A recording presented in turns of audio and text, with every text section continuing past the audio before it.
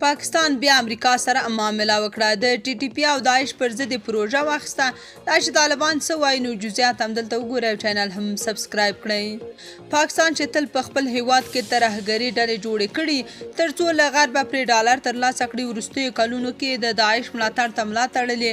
هغه موضوع چې طالبان هم وایي داعشیان پاکستان کې روزل کیږي او افغانستان ته لیږل کیږي. د پاکستان د بهرنیو چارو وزارت له امریکا متحده ایالاتونو سره د تحریک طالبان پاکستان او داعش خراسان ډلو خلاف د مبارزې په اړه د خبرو خبر ورکړی. دغه وزارت په اعلامیه کې ویلي پاکستان او امریکا په دې باور دي چې د ټي ټي پي، داعش، خراسان او نورو ترهګرو ډلو سره ګډه مبارزه به په سیمه کې امنیت راولي او له بهر د ترهګرۍ ګواښونه به له منځه یوسي.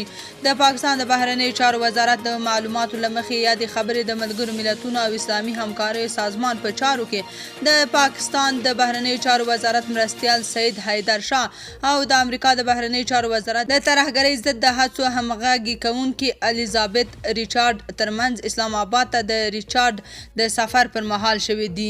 پاکستاني چارواکو یو ځل بیا ادعا کړې چې هیواد یې له اوږدو کلونو راهیسې د ترهګرۍ قرباني دی او په دې برخه کې د نړیوالو په تیره بیا امریکا همکاریو ته اړتیا لري.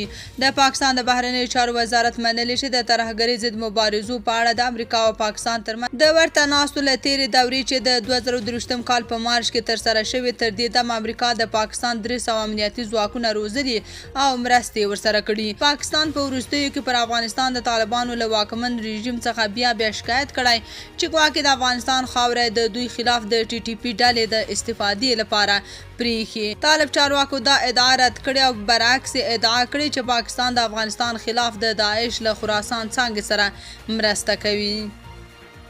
تاسو په دې اړه څه نظر لرئ؟ کومنټ کې شریک او چینل هم سبسکرایب کړئ.